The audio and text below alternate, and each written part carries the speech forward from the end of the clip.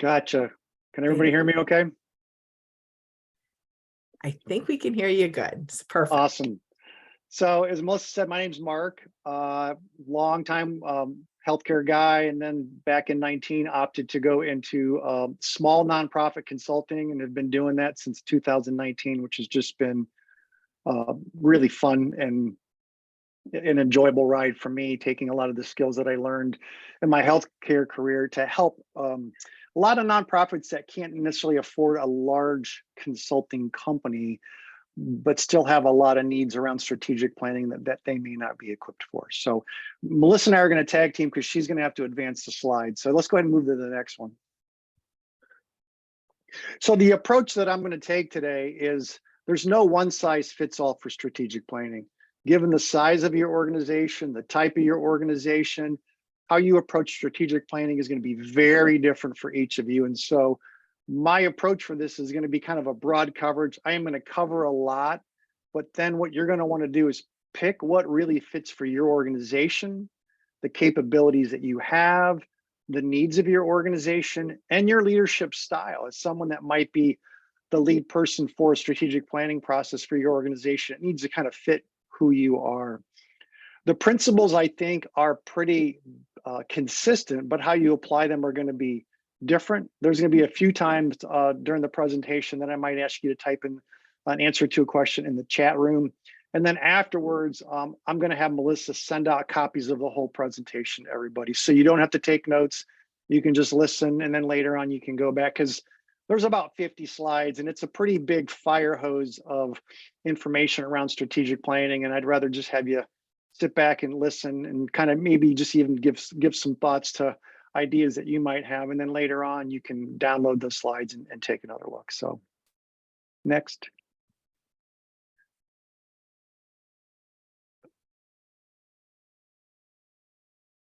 So when you think of the basics of strategic planning, if I had to boil it down into a couple sentences, it's three phases. It's where are you at right now as an organization? Where do you want to be? And how are you going to navigate your way there? That's really what strategic planning is. Who are you? Where are you at right now? Where do you want to be 3 to 5 years in the future?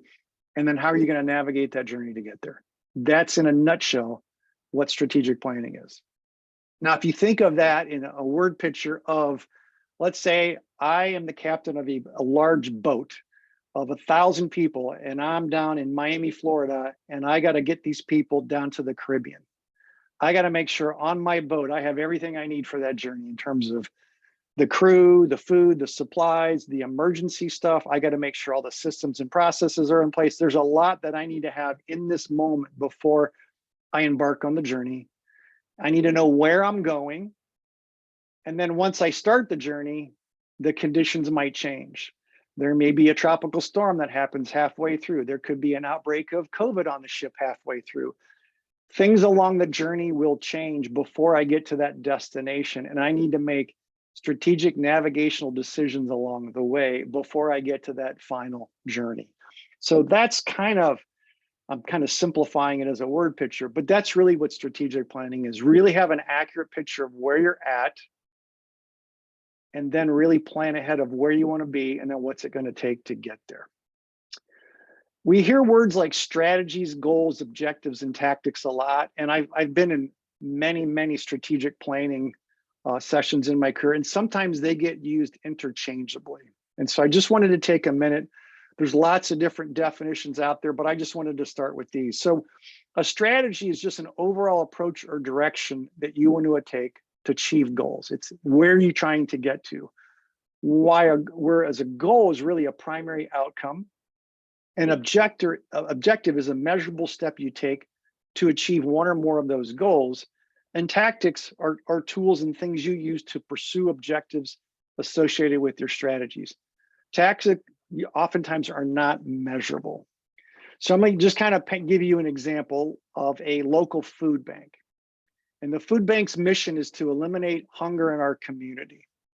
So one of their strategies might be to reduce the food insecurity of people living in the Tri-County area by increasing awareness and access to food options. So the strategy is all about increasing awareness and access to food options.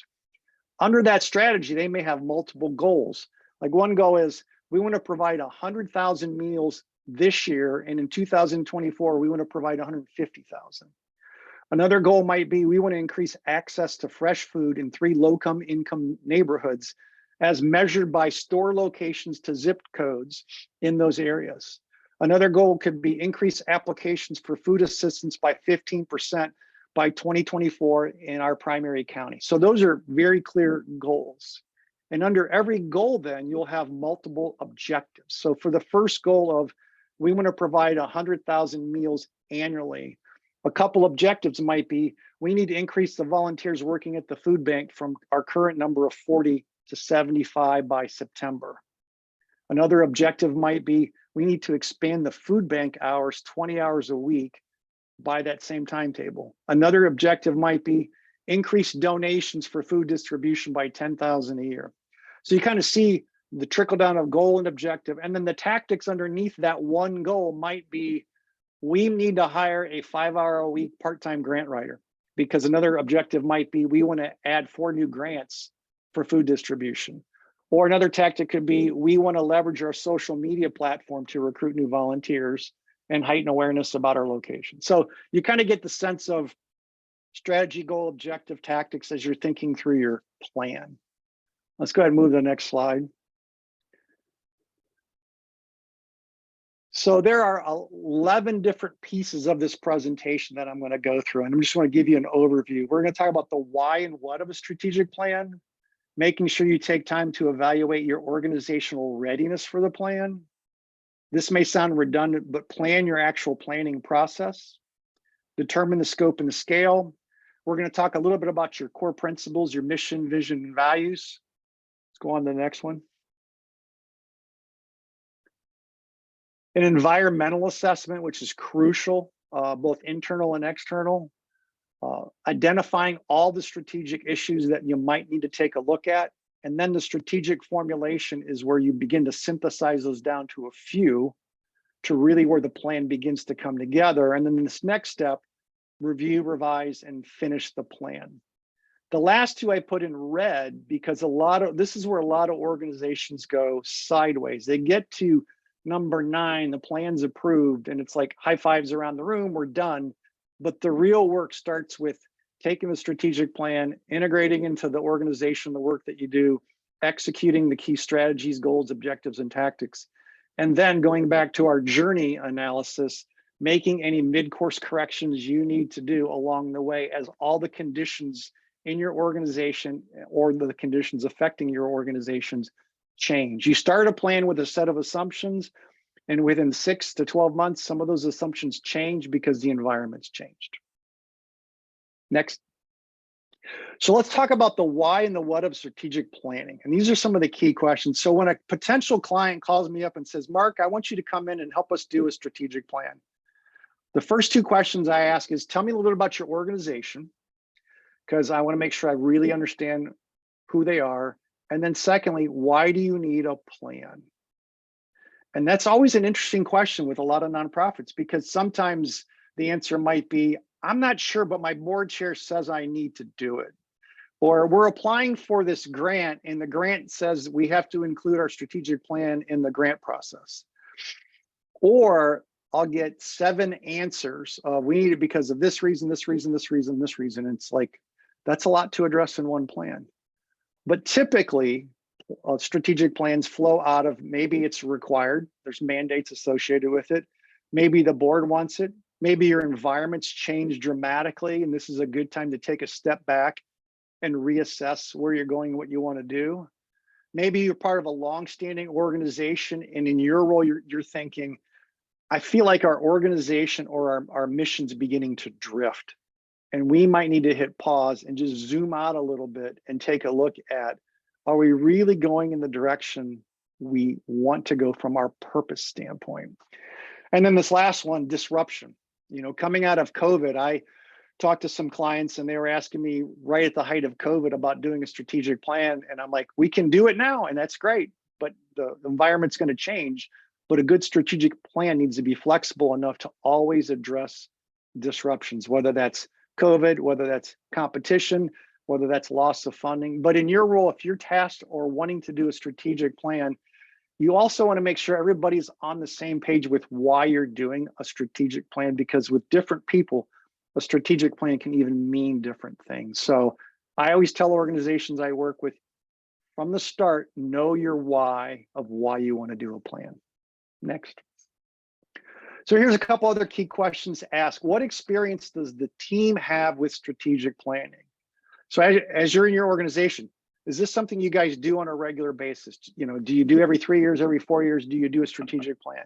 If the answer is yes, what's the track record of success? Or is this more of a check the box and it just goes in a file somewhere and it's not really used within the organization? The other question is, as a leader, have you ever done a strategic plan? What kind of is your experience in doing that? This next question is interesting. If you have a board and the board's involved with strategic planning, have various board members done strategic planning with the organizations they come from? And that's important to understand because they're going to bring in a lens and a worldview of strategic planning that comes from that organization. I've seen organizations that sat down with their board to do a strategic plan, and several board members, they were on other boards that were board of managers, where they were running the organization. And so they thought a strategic plan was something operationally that they were going to own. And so their philosophy or view of a strategic plan in their role as a board was different. And so you want to understand that. And then the last question, what resources, priorities, and capacities need addressing? In other words, why are we doing a plan? What experience do we have? And what do we bring to the table to be able to pull this off? And we're going to talk more about that here in a minute. Let's talk about organizational readiness. How ready are you and your team to actually do this? And only you can answer that question for your organization. The first one is, what's the overall energy and engagement? How burned out are you as a leader, your team? How engaged is everybody? Just really assess the energy and engagement of the organization. Second one, super important. How many competing priorities are going on right now, or when you want to begin the strategic planning process? And I always tell organizations and the leaders that are doing the planning process, you got to have a stop doing or a no list in order to pull the plan off. If you have so many priorities, it's like, we can't take any of these off and it's just going to be additive. You can do it, but you just need to be aware that that brings a set of challenges on the other side of once your plan is done, to be actually finding the capacity to then do those initiatives. What's the readiness and willingness and desire of your leadership team, whether that's you personally, a small group of leaders within your organization, your board? Just get a good sense of that. This next one is important in terms of organizational alignment. How aligned are you as an organization? Is everybody going in different directions and they view the purpose and the priorities of what everybody's doing is very different? And you see that both in small and large organizations where there's a lack of alignment with the direction that this place is going. Now, that's not necessarily a bad thing going into a strategic planning process, because it can be very helpful to say, one of the reasons we're doing this is we want to create more alignment with our future direction. But you want to really understand what's the current state of alignment going forward. On the flip side, you could be very aligned, your whole team, on the direction of the organization. The problem is you're going in the wrong direction. Using that analogy with the boat, you're like, we got everybody going the same direction. This is where we're going, but we don't get to the destination we want to go to. And I think that's really important around coming out of COVID, where direction and purpose and mission and strategies have changed a lot. And a lot of people haven't made that leap organizationally where they're aligned strategically with where they were thinking 2 or 3 years ago versus the new reality. A lot of organizations thought, okay, once COVID goes away, we're going to go back to the way things were. And things are never going to be the way they were. And so organizational alignment is a really good reason to do a plan. But going into that plan, you want to have a good sense of how aligned you are or are not as an organization. This next question in terms of readiness, do you have any leadership or board leadership changes? If you know 6 months from now, your board chair stepping off or 2 or 3 of your longstanding board members are leaving, you might want to wait to get to the other side of that change before you start the plan. Or you have a pending retirement of one of your key leaders coming up in 3 or 6 months. Again, it's not a reason to not do the plan, but just the timing of when you do the plan might change depending on if you know you have some changes within your leadership team. And then this last one, any potential future environmental changes. In other words, you know that the grant that funds 40% of your organization is going to be up at the end of 2023. We're applying for the renewal. We don't know if we're going to get it. You can do your plan now. You might want to defer that until after you know the new reality of going into 2024 with where the environment really is. Accurately assess organizational capability. This is another factor that trips up small organizations. What competing deadlines are looming? In other words, don't align your strategic planning process with your budget season. Or if you have a major grant that's going to be all hands on deck, that's going to require a lot of work, you might want to align when you're doing your plan with some of these other competing deadlines. Know the expertise of the team that you're going to need. If your plan is going to require a lot of financial modeling or projections, do you have that on your team? There's plenty of ways to outsource that, or you might need to free up some of the capacity of the people on your team to do some of that. Will I need and am I willing to make any staff changes soon? And what I mean by that is, as you begin to set a course strategically for where you're going in the future as an organization, you might realize that you have some people that are ill-equipped to embark on that journey. In the role they're in, they have skill sets that were very effective 5 years ago, but will not be effective going into the future. And that is super hard for small nonprofits to have the reality of, I don't have everybody on the team that I'm going to need. And the answer might be, I'm just going to work with what I have, and that's okay. But that's really assessing your capabilities around these strategic plans. And then the last one we talked about earlier, what mandates may we have to address within the plan, whether that's funding requirements, grant requirements, government oversight, or regulations. So plan for your planning. And now this first one, I'm going to be biased because obviously I'm a consultant. This is what I do for a living. You can do the whole thing on your own. You can do it yourself or use outside resources. If you choose to use a consultant, make sure it's a consultant that's really going to custom fit what you need with their style. It's not a strategic planning cannot be a cookie cutter approach. I will say the couple benefits of a consultant that I have seen is what happens sometimes when the executive director or the CEO is leading the strategic planning process, they end up in wearing two hats. One is they're trying to facilitate the planning process and they're trying to participate. And that can get really hard because it can look like you're trying to favor your opinions or your thoughts around strategies, or you stay so quiet that you don't have a voice in the strategic planning. If you bring in a consultant, if for nothing else but facilitating the days you're actually doing the planning, it will free you up as the leader to have a full, strong voice in that process. A consultant can also really call things out that nobody internally within the organization can call out, including when someone is trying to dominate the discussion, or when the organization may have an unrealistic view of where they're at or where they're going, where somebody with no vested interest in the organization can basically, it's kind of like the emperor has no clothes. Guys, your view of where you at is wrong.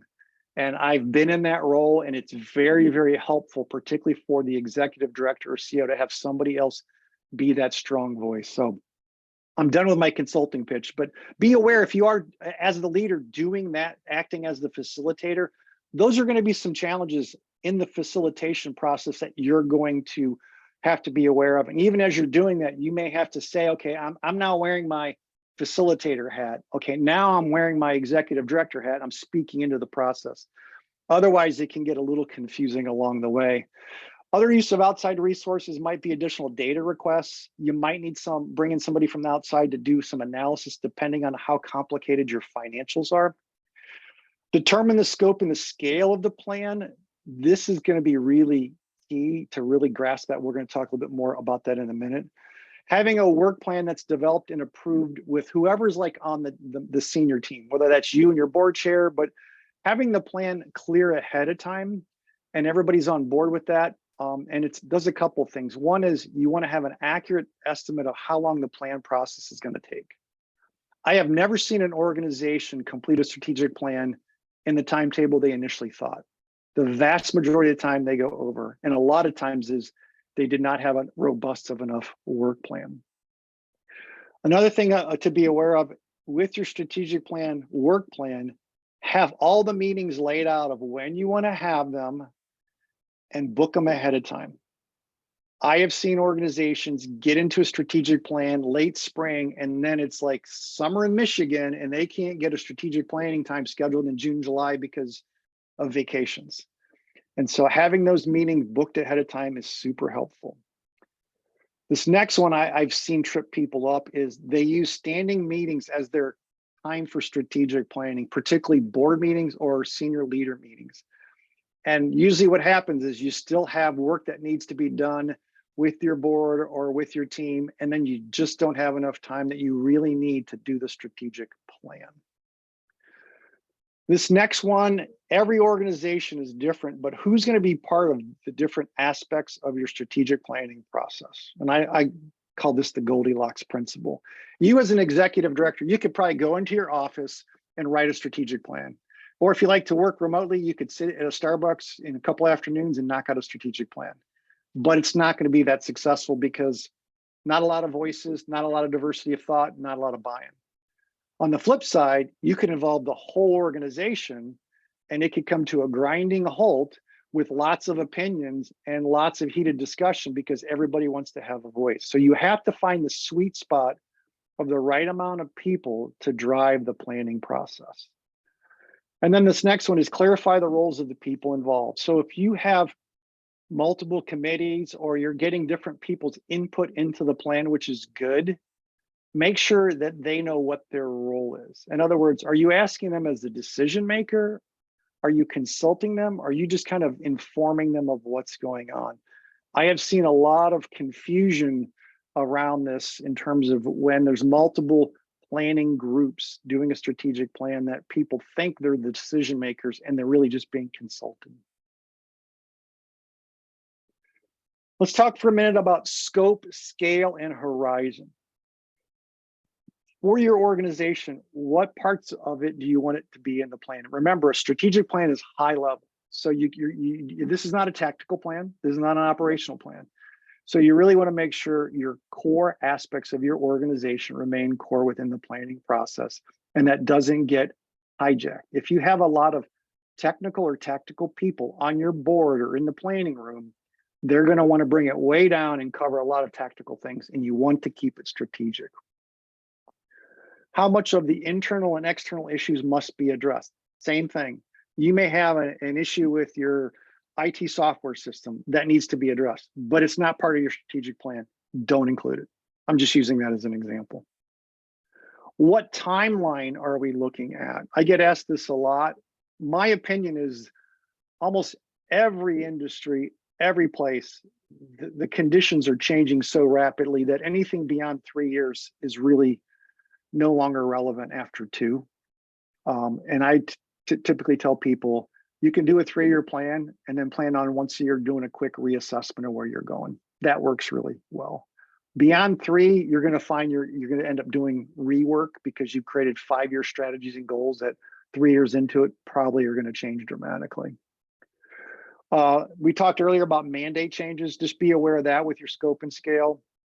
These next 2 can get really interesting in any size organization. It's what I call scope creep. And scope creep is you start your plan, and the next thing you know, it's covering everything in your organization, or it's what I call the kitchen sink of strategies. In order to keep peace or in order to build consensus, you now have 15 strategies in your strategic plan, and you went way beyond the original scope. And this is another thing that at the beginning of the time, when you're working your plan and you're defining the scope and scale, is you want to stay true to that A consultant obviously will help you with that, but as executive director or CEO, if you're running point on this, really be aware as you're getting into these planning sessions that you may have to put sideboards into the discussion about what is no longer going to be included in the plan. And then the last one is, I refer to these as dominators. These are people that may be on your team, on your board, within your organization that have very strong opinions and think their ideas are the best. And what can happen is when you're doing strategic sessions, other people can feel like they don't have a voice, or they don't speak up, or the dominator has a very strong opinion about a certain strategy or where the organization's at, and it's not really accurate or it's not really helpful. And so lots of organizations have those. So as you're aware of that, the question is, whoever is the main facilitator or leader of the plan, how are we going to address that? If it's, let's say, a member of your board who's not the board chair, before you even start the plan, you might have a conversation with your board chair of, okay, so-and-so likes to talk a lot in our board meetings, and we know that's going to happen in our planning. How are we going to navigate that? So it's not like you don't have them be part of the planning process because they're a key stakeholder, but be aware of it and know how you're going to address it. Core principles. Let's talk about mission, vision, and values for a minute. These can be and usually are a critical piece of any strategic planning process. In my experience, when I've worked with companies, what I see with this phase when they're looking at mission and vision and values, it can go in one of two directions. The first direction is they get overlooked, like it's like, yep, this is our mission, this is our vision, these are our values. Okay, let's move on to the planning. Or there's an inherent assumption that the mission hasn't changed, the vision doesn't need to change, and our values are good. That can be fraught if you really haven't done at least an assessment of the accuracy of our mission, vision, and values in terms of, does this really still hold true? Is this really who we are? Is this how we conduct ourselves as an organization? So you don't have to do a full overhaul of them, but you at least want to do an assessment of your current state of those three things. On the other extreme, you do a complete overhaul of the mission, vision, values, and you're now 9 months down the journey and you've consumed all the time, energy, and capacity that was reserved for the strategic planning process. I've been a part of those, and that can be really frustrating because now you have a new mission, vision, and value, but you haven't even touched what you're really trying to get on, which is really identifying this 3-year strategic plan. So assess your mission. Take some time as part of your planning process to look at the current one you have. Is it clear? Is it concise?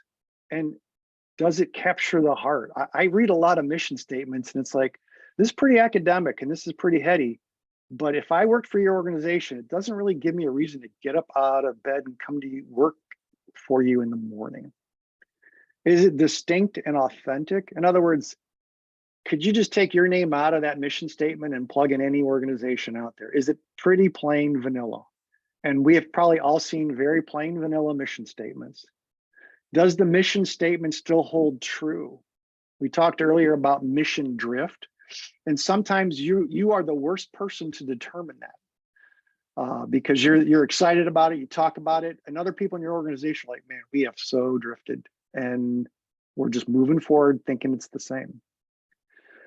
Which is the next question to look at. Has the organization, the people it serves, or the purpose changed dramatically and the mission is not? In other words, yep, this is our mission, but what the people we serve need and what's going on in our community, it's really different coming out of COVID. And we need to take a step back and have a crucial conversation about that. How well can stakeholders articulate the mission? You know, ask people, just, hey, how would you define our mission here? And you might be surprised at what you get. And then this last one really isn't around the assessment, but it's just a thought of, have you woven stories around the mission? In other words, what your purpose is, what drives you. Do you tell stories that reinforce that on a regular basis to keep the passion and the heart energy of the people that work there alive?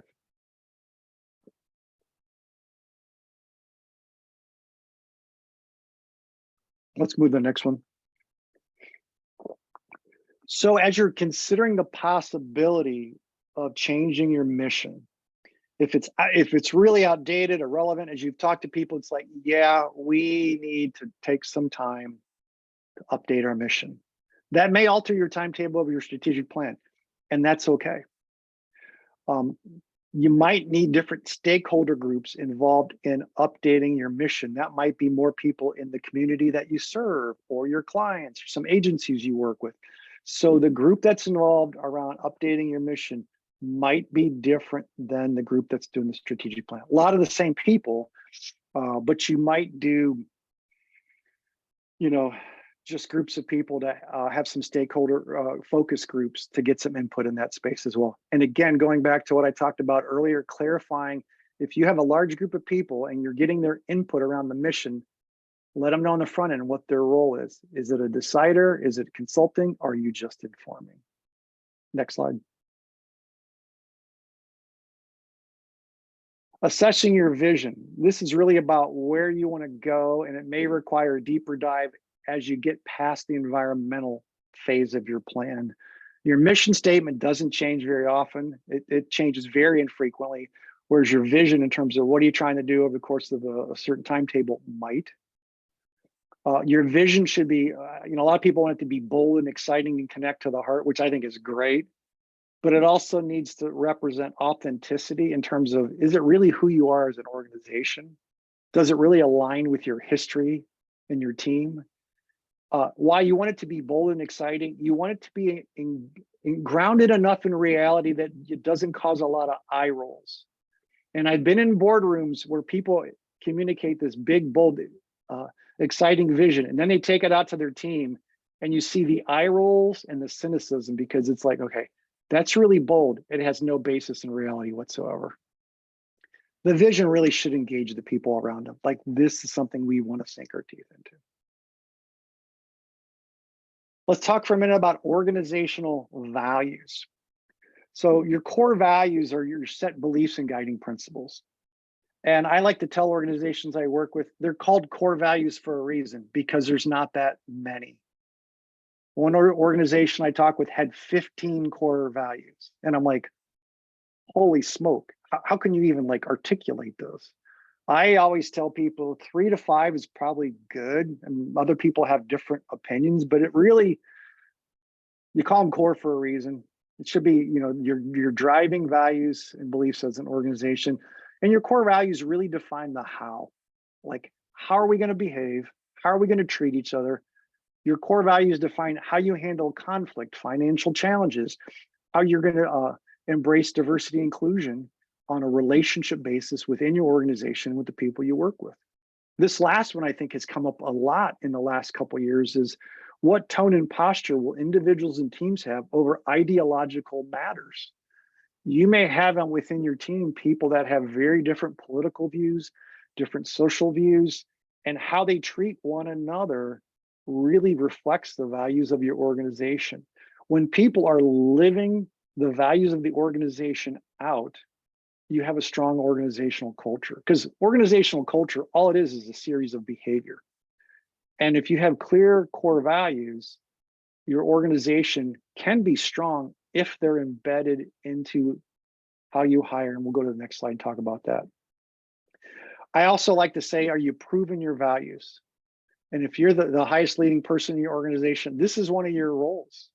If you emphasize your core values, if you talk about them in your meetings, do you hire people for them? Do you, in the interview process, assess, does this person have these values? And when you hire people, have you ever put somebody on discipline for violating your core values? I have worked in organizations that fired people because they weren't living out the core values. Again, after coaching and performance assessment, but it was clear that they were not living out the values of those organizations.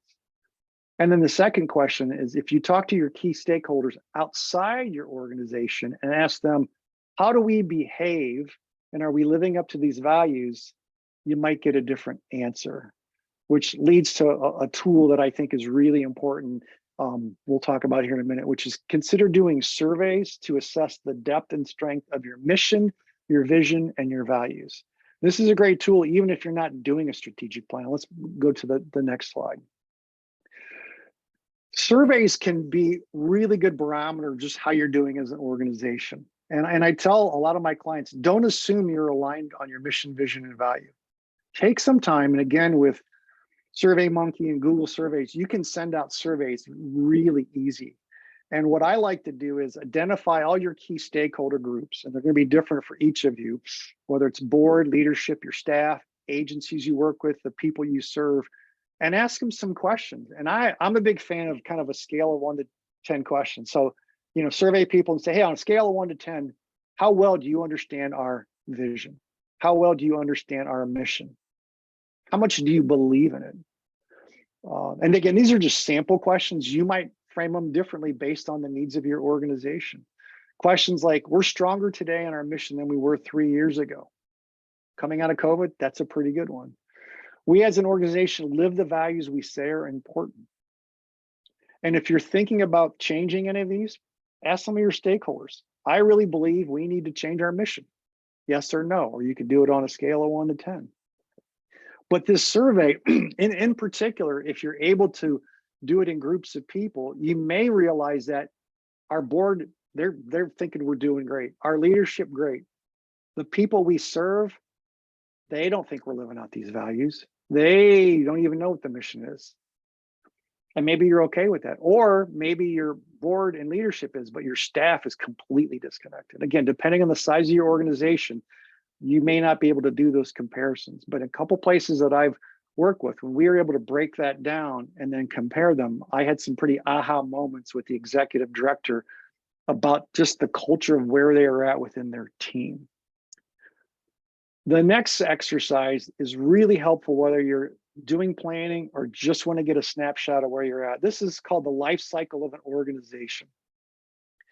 And I think it's a really simple tool to as part of your overall environmental assessment. So depending on your organization, these parameters might be different in terms of any organization has a cycle of growth, strength, health, and then deterioration. It's kind of like our lives. We grow, we develop, we're healthy, and then we start to get old. We need more maintenance. Then we're just trying to stay alive, and then we're on life support. That's true of organizations. Not long ago, I was doing a strategic plan with 9 leaders in a room, and I went through this bell curve and kind of walked them through it all. And each person in the room was given a dot. And I gave them this instruction. I said, I want you in your mind to think of where you're going to place that dot on that bell curve. And once it's firm in your mind, you can't change it based on what everybody else in the room thinks. And then we had it up on a board, big piece of paper. And so all 9 of them went up there and put it on the dot where they thought it was. 3 were on the momentum and strategic growth side. 3 were at the top on sustained health. 1 was in preservation, and 2 were on life support. So imagine if we would have bypassed that process and we're trying to figure out what our strategies should be. And the one person's thinking the organization's on life support and the other's thinking we're having momentum growth.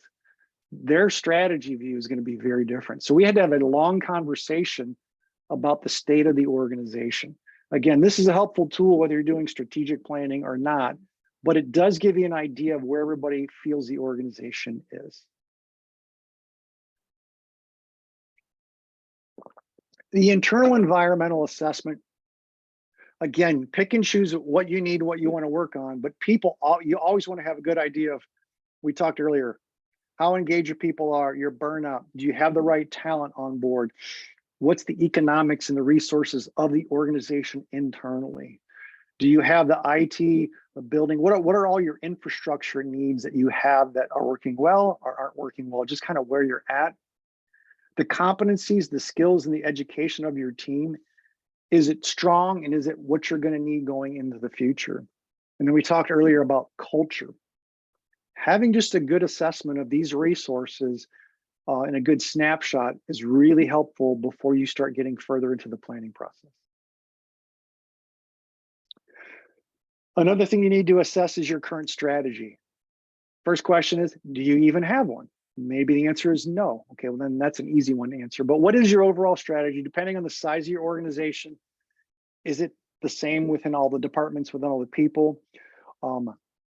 Do your business processes and your functional process of how work is done, do those support and are they well aligned with your main strategy? In other words, how work gets done is the focus of the work, the focus of those key organizational, operational, and business process aligned with your strategy.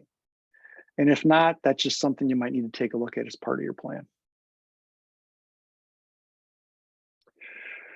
Performance, how are you doing? And again, you may have scorecards, you may have indicators, you may not. Do you use those? What's been the trending on your performance over the last 3 years? Really, this assessment answers the question, how successful have you been and how do you know? What basically are your metrics for success? And I work with some organization, when I asked them that question, their answer was, we don't know. And I'm like, okay, let's talk about then developing as part of the strategic plan, real simple scoring. Again, with small organization, 2 or 3 indicators that we can establish to really just kind of benchmark the things that you're working on that are going to kind of give you a scorecard. Because for a lot of organizations, it's like sporting events. If in a game, nobody's keeping score, it gets boring pretty quick. And if people are coming to work, they want to know, how am I doing? How am I contributing what we're trying to do around here? And if you have a good scorecard, that can help that process.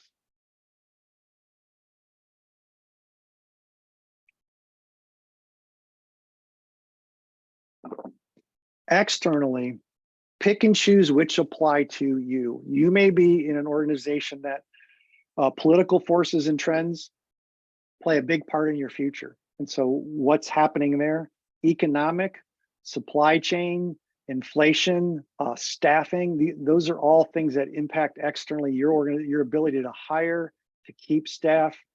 What's going on socially may have an impact in terms of the needs of the people you serve, the needs going way up, the needs going way down. The ability to recruit volunteers within your organization has changed.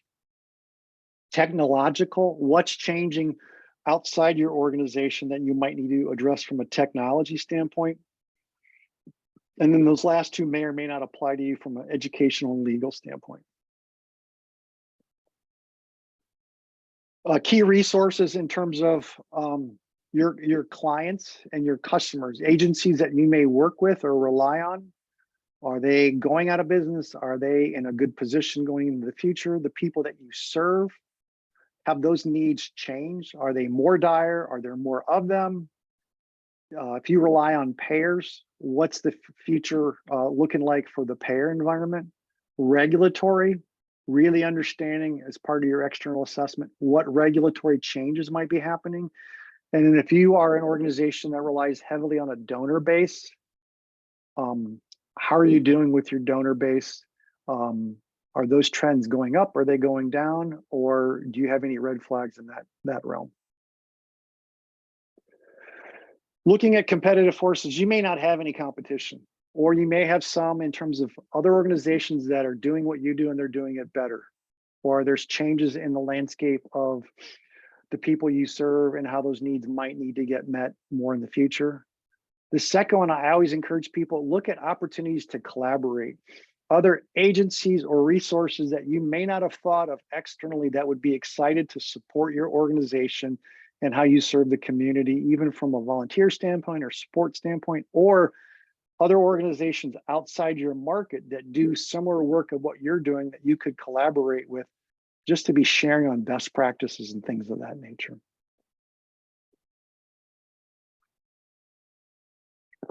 So as part of an environmental assessment, a lot of organizations will use what's called a SWOT: strength, weakness, opportunity, and threats. Some people use a strength, weakness, opportunity, and challenges. And it's a really good tool. It's a really good way to get a snapshot of what's going on in your organization. But there are some pros and cons with it, and you just need to be aware of that. The pros are it's effective, concise, easy to understand, easy to use tool for an assessment. Boom. You can, in a couple hours, you can walk your team through that. The cons are, in isolation, it might be overly simplistic depending on your situation and what you're trying to do. And let me unpack that a little bit more. It can create gaps in the overall assessment. It may not cover everything that needs to be covered. It makes assumptions without asking enough open-ended questions. I was in a SWOT analysis with the leadership team, and the CFO said one of their strengths was the Department of Finance. And I was watching the body language of two other people in the room, and immediately I thought, I'm pretty sure those people do not think that's the strength of this organization, because it can be based on opinions. So you want to ask a lot of open-ended questions if you're using a SWOT, or use other tools along with that. If relevant within your SWOT, make sure there's data or metrics to the points made that support what you might say is a strength or a weakness. For some organization, a SWOT analysis heavily relies on past history, successes, and approaches. In other words, when they talk about strength, that might have been the strength of the organization 3 years ago, but it's not now.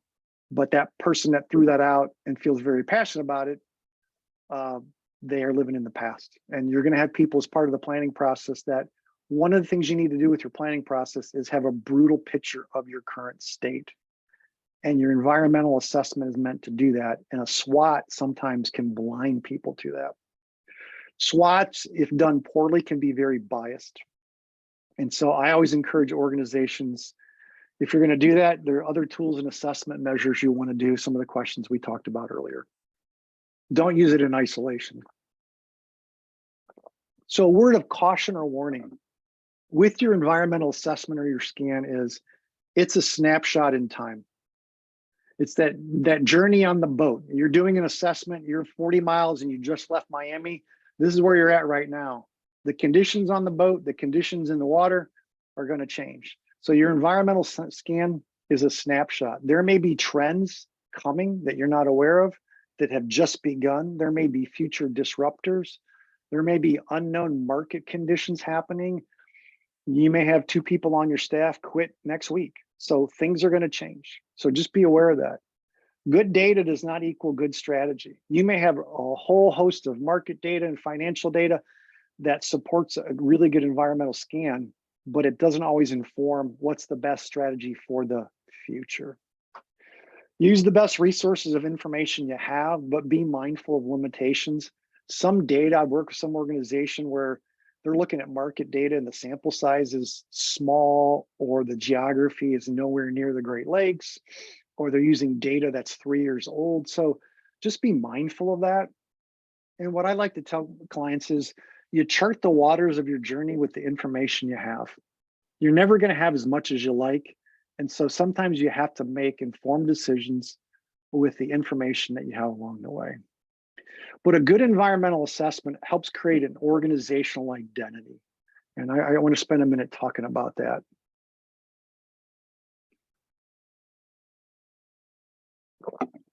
So an organizational identity, it's pretty simple. It's 3 things. It's your business model, your market, and your competitive advantage. Your business model is basically, who are we, what we do, how we do it, and how do we pay for it. And if we had 30 minutes in the Zoom room with everybody here, and I gave everybody 2 minutes to define that, you probably could. This is who we are, this is what we do, this is how we do it, and this is how we pay the bills through. That's all a business model is. But understanding that is really important as part of your strategic plan. Your market awareness is really, where you're at in the market, how'd you get there, and where do you think you need to go next? And then the competitive advantages, what do you offer that's of value? What for your organization sets you apart? What differentiates you from any other agency or organization that might be doing the same thing? So if you can answer those 3 questions pretty well, you have a pretty good snapshot of who you are as a organization. Make sure it accurately reflects, though, who you are. Next. So let's talk about strategic issues. Take time with your strategic planning process to have robust discussion on all the possible strategic issues you might want to address. And what you want to do is, this is where you want to be a little creative. This is where you want to brainstorm and throw out lots of ideas, thoughts, and suggestions about all different possible strategies that could be out there. I like to remind organizations, you got to have time for divergent thinking. We talk a lot about diversity, inclusion, but in strategic planning, this idea of diversity of thought, of just having a lot of different ideas on the front end of the strategic issue development, where you're just considering, you're being open to things you've never considered for. And a lot of organizations, they move too quickly to convergent thinking. In other words, someone will throw out an idea and it gets shot down because it's so wild or so different. And it doesn't really go through the full vetting. And you miss opportunity for innovation, for creativity, that could be really important in the strategic planning process. You move to convergent thinking once all the ideas have been captured around potential strategies. So as you get these ideas coming in, you begin to formulate and identify what they are, defining different strategic issues. You may have 3 or 4 things that people threw out that combined together may equal one strategy. So you begin to formulate the different strategic issues. You look at what are the goals or the outcomes should be within those, and then start having questions around what are the barriers to achieving these strategic alternatives? What are the actions that must be taken to implement that? Again, high level, you're just kind of vetting out all the different strategies. You're having this very interactive discussion and looking at all the potential strategies, both existing ones you've seen in other organizations that might work, ones that you've seen in other industries that might work. So you're just kind of throwing a lot of things on the table and synthesizing it down. And I'm going to give you some tools here next to talk about how to do that. So as you begin to synthesize them down a little bit, you create a brief statement for each. What's the purpose? What might you call it? What are the goals and outcomes of that strategy? How do they solve the problems that are important to your organization? How are they going to fulfill your mission and your vision? Can this strategy be funded? It might be pie in the sky, but economically it won't work. And it's just good to know that. What does that strategy need from the organization? Is it significantly requiring a lot more people, or can it be done with our existing staffing model? And this last one sometimes gets lost. What's the criteria for success? Likewise, what's the criteria that 2 years from now, this thing is floundering, we're just going to pull the plug on it? You got to be able to have all that in a really simple strategy statement. So once you get to this phase, this is where it's tempting. We have lots of great strategies, like, oh my gosh, there are 10 here that would be awesome for us to do. And beware of picking too many strategies within your strategic planning process. It's very rare that I see an organization or review a strategic plan that has too few goals. I've seen plenty that have way too many. And so the question I always ask, why do organizations, regardless of their size, have too many strategies? And I think it's a couple things, particularly for nonprofits. They don't like a lot of conflict on their team. And so for the sense of keeping peace, certain people might be really passionate about certain strategies, and so they include them. Or we're trying to build consensus around the strategic plan. So we're going to include more strategies so we have good buy-in from everybody that's been part of the process. Or we think it's like, okay, if I put 10 strategies out there, it increases the likelihood that at least 4 of them will be successful. But if I only have 5, it gets a lot harder to have success in 4. So those are some of the thinking that goes into place with people that maybe want to have 10 strategies or 12 strategies, but be mindful of that. And this use of what I call a strategy screen is really important. A strategy screen is a set of criteria to choose whether or not a particular strategy is consistent with your organizational identity. It's going to challenge the thinking of the group. It's super flexible. It takes a little bit of the emotion away, and it helps create organizational memory for a year from now when maybe you have new leaders, or a year from now when you have new board members. You can explain why we're doing the strategies we're doing. And the strategy screen is on the next slide. So it really looks at 3 things. Is it consistent with our mission, vision, and business model? So if you've taken the time to really have a crisp, clear mission, vision, and business model, and you have 10 strategies, and you're trying to narrow it down, this is the good screen. Is it consistent with who we are, our mission, vision, and business model? Does it build on our competitive advantage and differentiation? These first 2 questions really ask, is it who we are? Are these strategies reflective of who we are? And then the third one is, does it achieve a break-even point of whatever that amount is? That's really kind of up to you.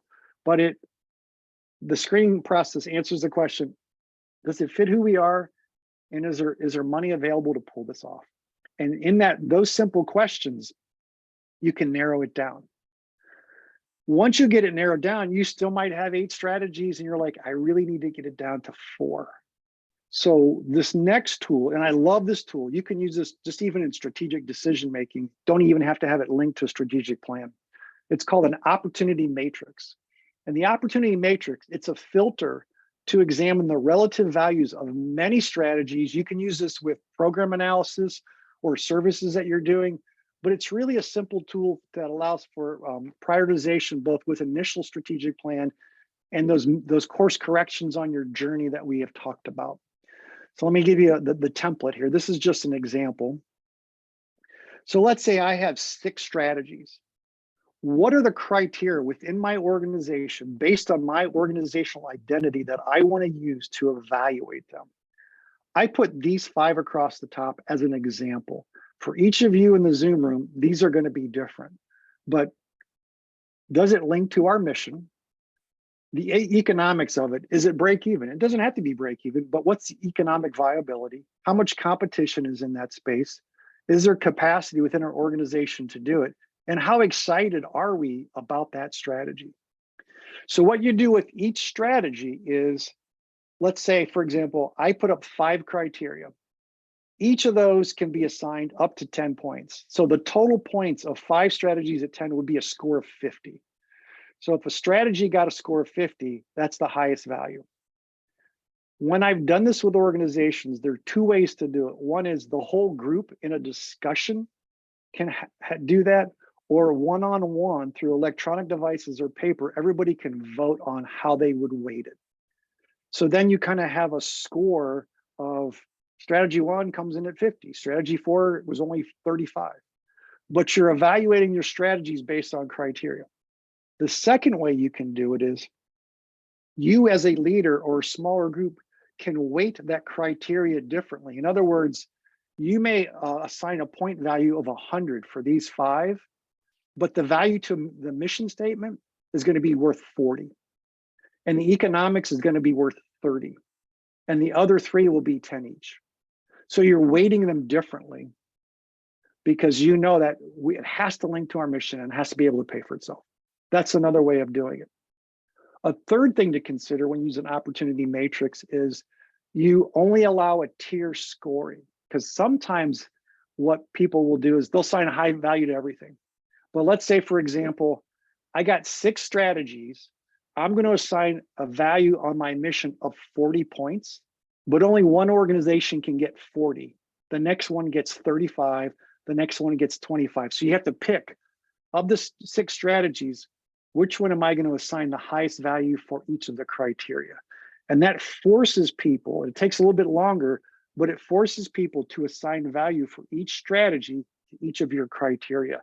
And it really helps to pull a picture of the strategies that are going to stand out as key and some that don't. Usually what happens is, like on 6 strategies like this, if you did the weighted analysis, there'll be 2 that will jump out, score really high, and 1, maybe sometimes 2 that will score much lower, but it really begins to formulate that picture. Let's go ahead and move to the next slide. So once you do that, and then you do the financial modeling around that, you really get into the plan review, revision, and approval. Once you get to the prioritization, you write the plan. When you're writing the plan, you get a lot of input. You don't have a lot of people write the plan. Usually it's the senior person that takes care of that. A good executive summary is recommended depending on how many pages your plan is. If you have financials in your strategic plan, they should be embedded in your budget process. I've seen organizations that have financials for their plan and they're completely disconnected to their budget, which doesn't make any sense.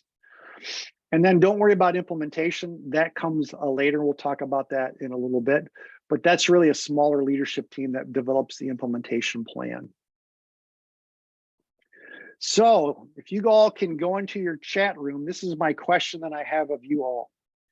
What do you think, what is the percentage of strategic plans that fail? I would love if you guys could just type in what you think, what percent of the time strategic plans fail across the country.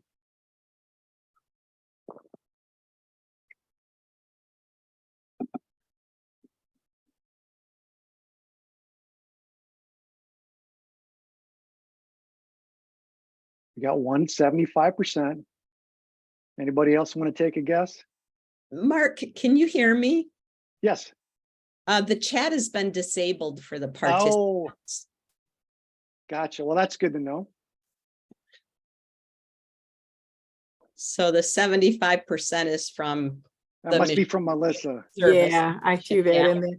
You know, That's I okay. apologize. I'm not sure. Something happens sometimes with the settings in our Zoom, and it just happens. But we can shout out answers if you'd like. Linda, do you have an answer? Oh, 50%. Okay. I agree, 50%. I'm thinking more like 80. Anybody else want to guess? 50%.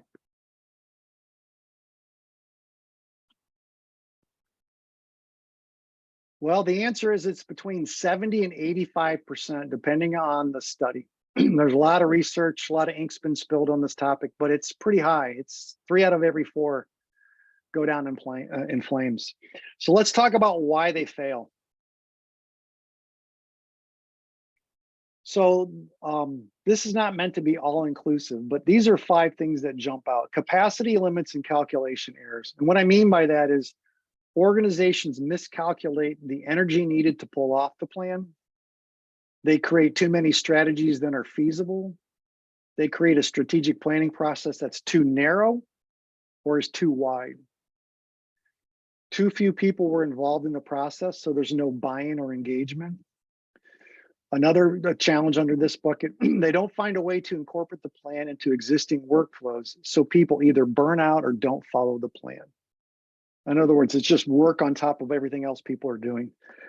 The second one, unrealistic expectations. The plan is under-communicated, so nobody really gets it. And this is what happens. The people working on the plan, the few people in the organization, whether that's the board or the executive director, they spend so much time in the planning process, they assume everyone else gets it and is on board, and they under-communicate it. Another unrealistic expectation is the markets change, but the strategies have not. Or there's a tendency to oversimplify the strategic planning process. Under confusion, there's a lot here. People confuse strategic planning with building consensus. The goal of a strategic plan is not to build consensus. They confuse strategies with goals. They confuse being direct, in other words, being strong in their opinion, with being biased. And there's a lot of bias that can happen in a planning process, which is also another reason why people should consider using a consultant. They confuse the team with bad data. I've been in planning processes that the data was just old.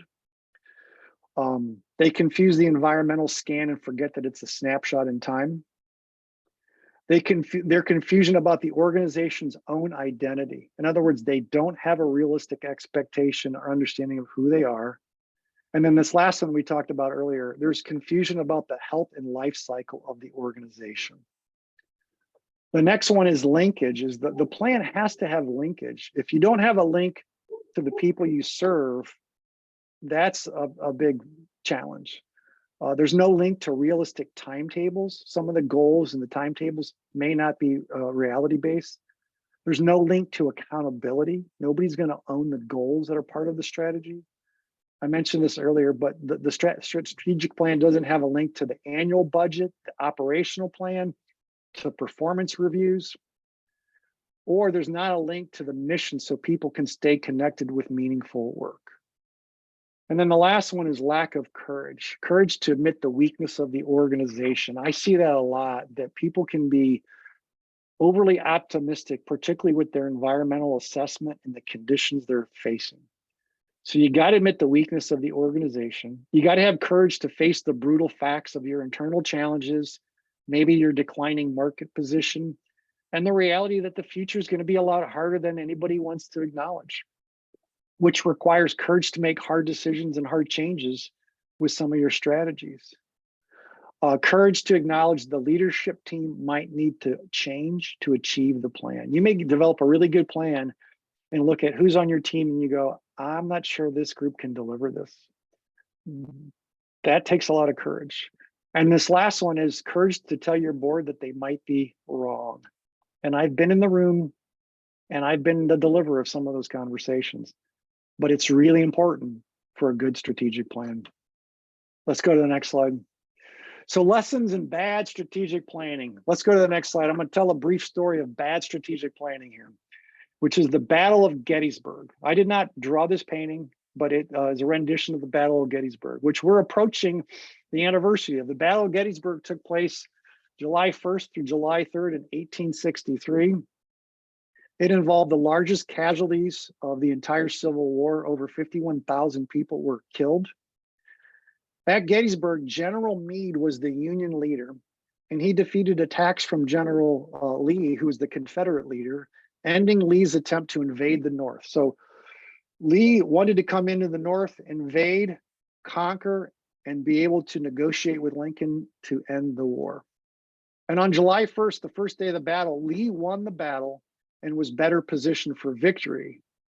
But he wasn't in the ground that he wanted to fight the battle. He would have said the strategic position he was in wasn't one he wanted to be in. It was not ideal for his troops, his supplies, and what he had.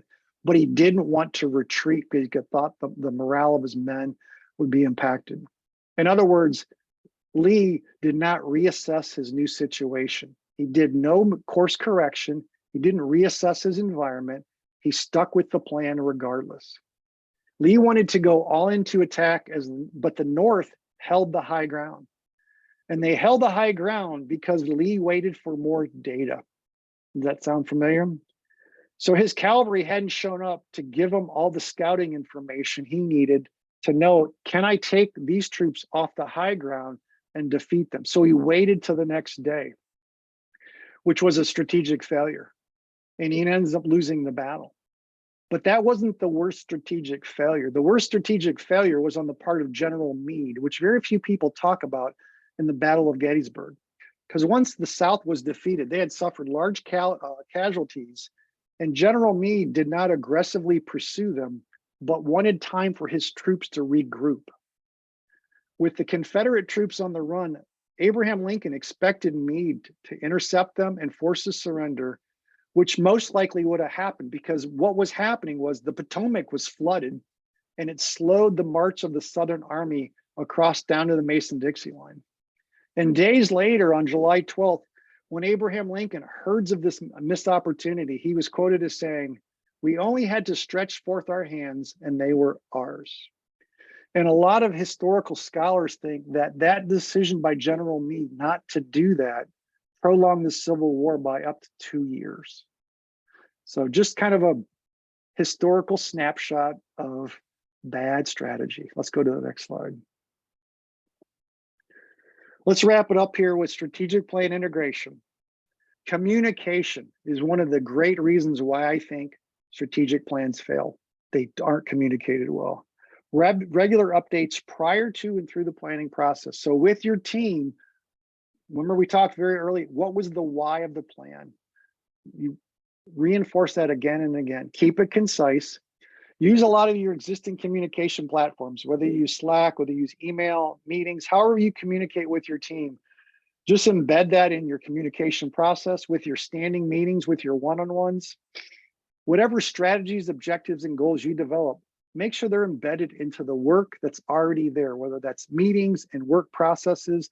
Don't add a lot of extra work or meetings as part of the strategic plan. Make sure the right people own the right goals, objectives. You got to have ownership.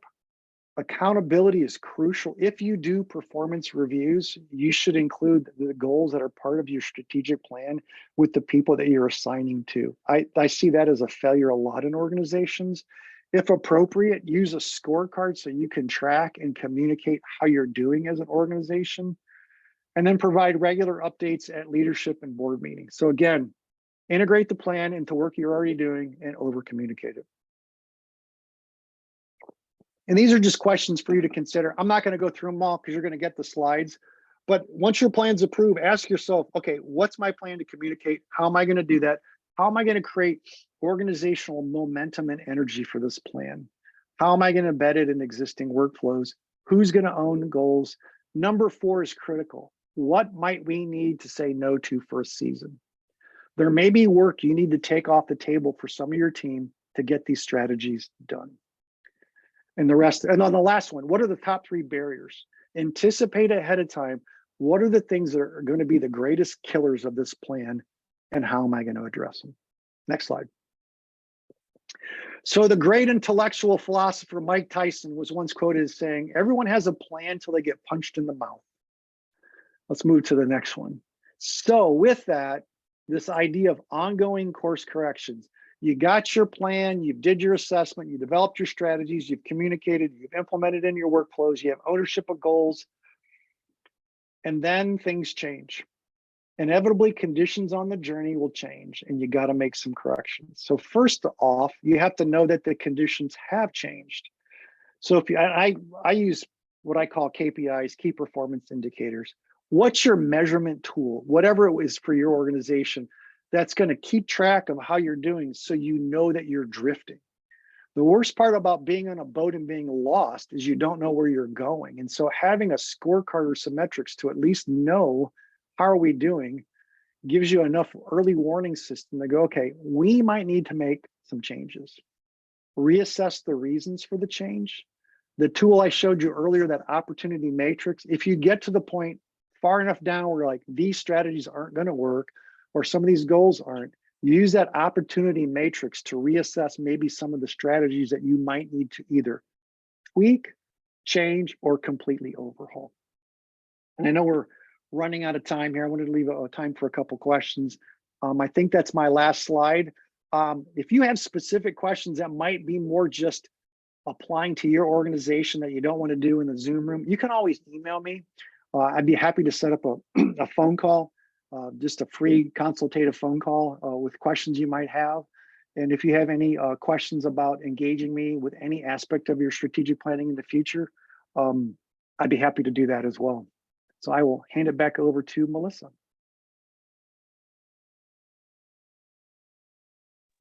Well, thank you, Mark. I think this was very informative. And hopefully to all of our participants, I hope that you found this to really be helpful in your planning for your strategic planning as well.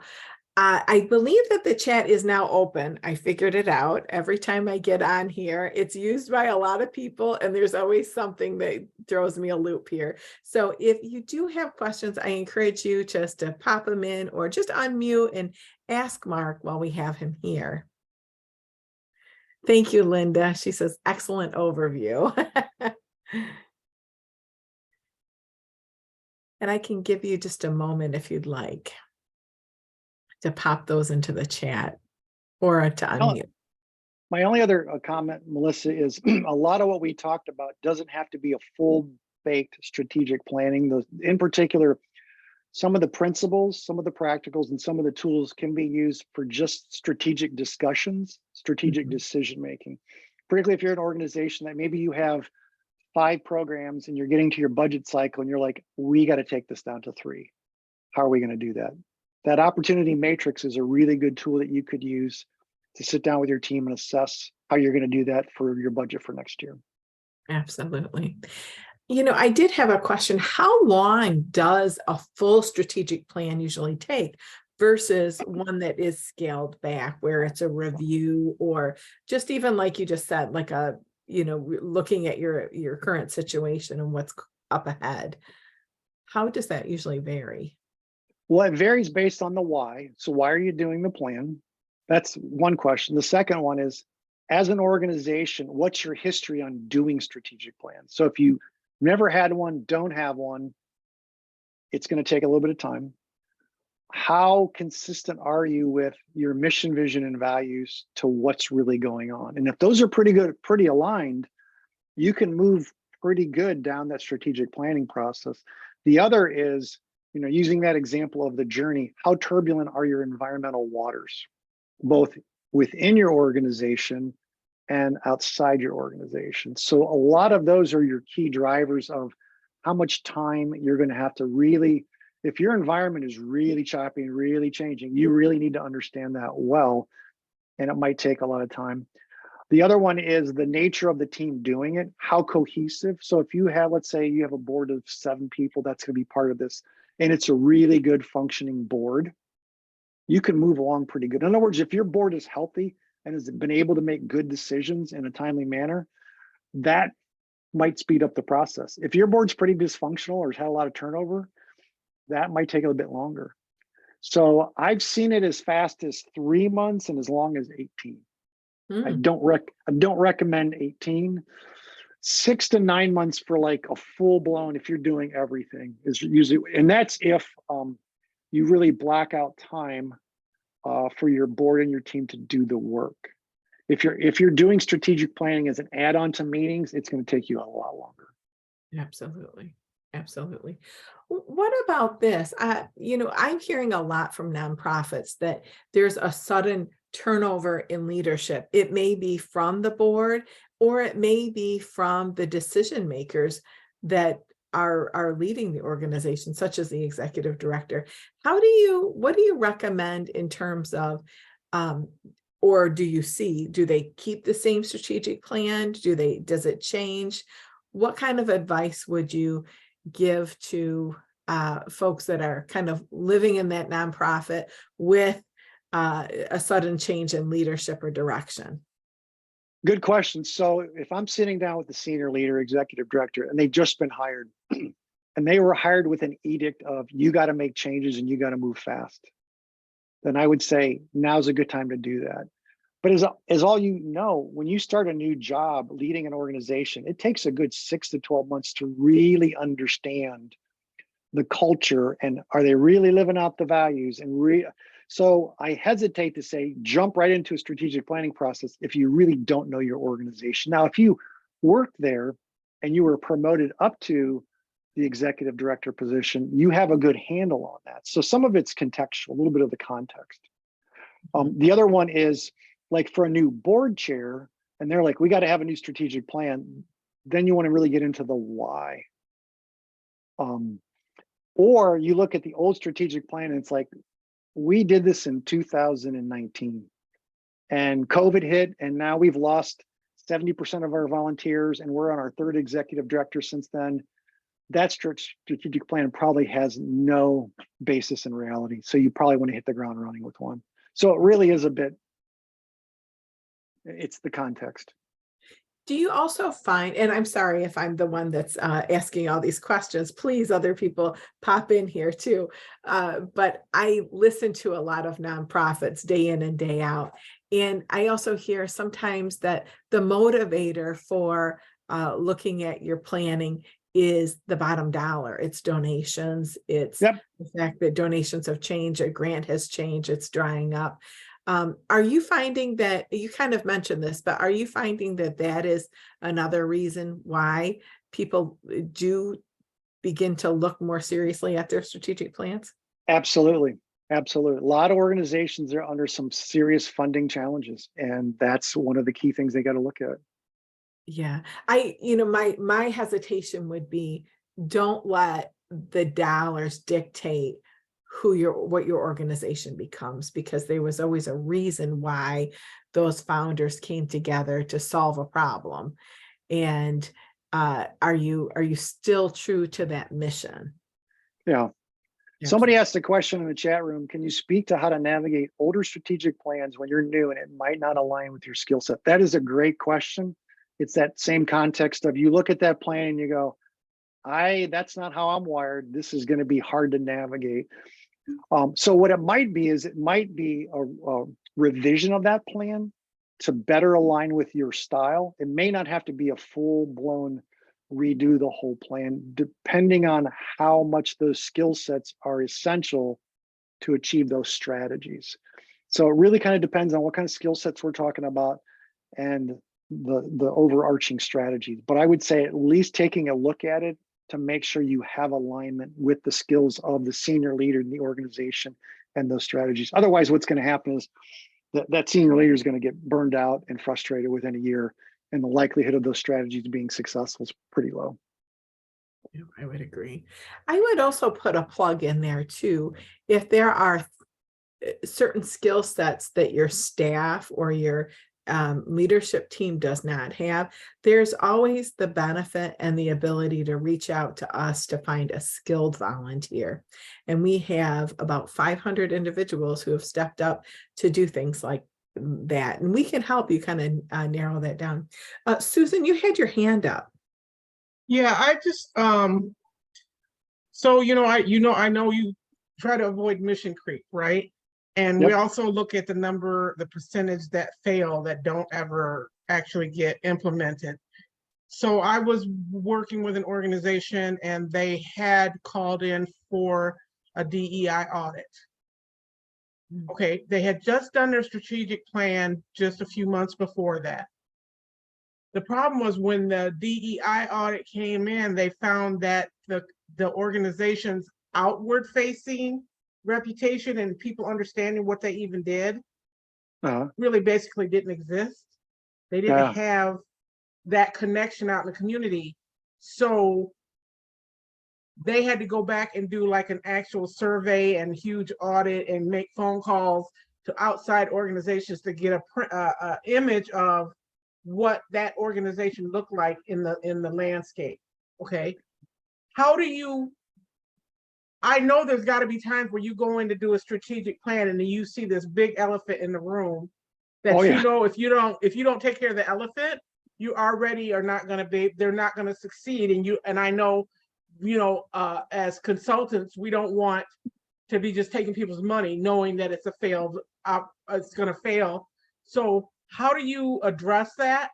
And do you address that? You get what I'm saying? I do. So I address it two ways. One is I do an introductory assessment when I'm going to do a strategic plan, usually with the executive director and the board chair. And sometimes in that, if they're candid enough about some of those elephants in the room, I'll create have-tos. In other words, if you're going to bring me in, these are things we're going to have to address. And I look for agreement from both of them before I'll take on the engagement. And I've walked away from some.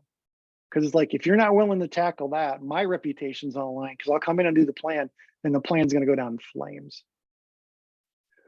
Secondly, is creating the expectation on the front end. When I work with an organization, I let them know that my role is to hold a mirror up to the organization. And sometimes you're not going to like what you see, but I'm still going to hold the mirror up and you got to deal with it.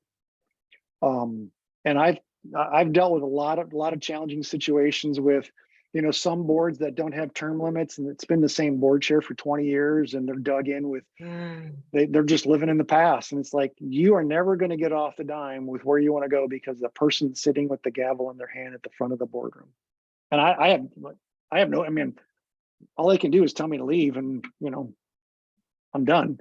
But it's a great question you're asking. It's really curious that they would do a DEI audit after the strategic plan and not part of the environmental assessment, because that would have been super helpful, right? If they would have done that like in the first phase of the strategic planning process, doing a good deep dive assessment of that. They didn't think that they had an issue. They didn't think that there was an issue on the outward face. They just literally thought we're doing fine and we're doing it okay. And, have you ever had to tell an organization, this has to be fixed before we can even get a strategic plan to be viable, and then left that to them to get that first part fixed and then contact you? And have you ever had somebody follow up if you did that? I have not had that situation, but I have had situations where particularly around diversity and inclusion, because it's such a buzzword, that people threw it out, but they weren't really taking it seriously. And I called them out on that. Yeah. That's I think that's the thing that I run into the most, is that people think, everybody's doing this. This is a thing. And it's such an emotional, individual heart thing that you have to get into to get an organization's culture to change, is that it's hard for people to realize that I'm going to have to look at myself in the mirror and evaluate where my heart is and where, and then I'm going to have to compromise where I don't agree to move forward with the, with our organization in the goals and our mission. So I find a lot of times that people's mission statements are not accurate when you look from the outside, because they don't realize what they're putting forth and how it doesn't align in the public eye with even, you Right. know what I mean? Yeah, you know, when I was talking about the values of an organization, and that slide it said prove your values. So if somebody has diversity and inclusion as a value, I'm like, okay, show me your workforce data. If you live in a community that's 15% African American and only 1% of your staff is of that, you're not living those values. You can say you are, but the data would say that's probably not the case. And just using that as one example of, you know, taking a really good look at those issues. You know, I'll put another plug in there as well, that the commission is working on a board connect tool. And that one of the ideas behind that is the equity of having, giving people that you're serving a voice. So as you said, you know, 1% of your staff looks like the community that you serve. It's the same thing on your board level. It's probably And- worse in a lot of boards. Oh, yes, definitely worse on a lot of boards. So the idea behind that is that the diversity in terms of the voice, but giving people the sharing that power, and to being able to sharing that voice and being able to diversify what boards look like. If, you know, we always say this in volunteer management, if you keep going back to the same pool, you have the same friends who you keep asking to serve on a board, chances are they probably look like you. Yes, indeed. Yeah, it's funny how that Yeah. works. Yeah, and so it's going to be very hard to achieve that diversity. So doing something different, and part of that could be the help of looking at a huge pool of candidates and seeing where their experience is and bringing in fresh new voices and faces to your boards to be able to get a different perspective. So I'll push that out there, that board connect tool as well. Well, I think we've had just a wonderful conversation. I want to thank Mark for being with us today, and thank each of you. I know that the work that you do is so incredibly important, and sometimes it's hard just to take that moment to think we have to plan for our work. And if you've been in lots of my other sessions, it's been about planning for the work. So thank you for you know, being on this journey with us to help nonprofits grow in their capacity and their ability to be able to serve their organizations. That's always the goal of the Michigan Community Service Commission, to help nonprofits in a variety of ways beyond volunteerism. But volunteerism certainly is a byproduct of really good, well-running organizations. So I want to thank you all for being here. And again, thank Mark. Thank you, thank you, thank you. Oh, sure. You're very welcome. And look for us to send out the recording and the slides. And I'll go ahead and I will stop the recording now.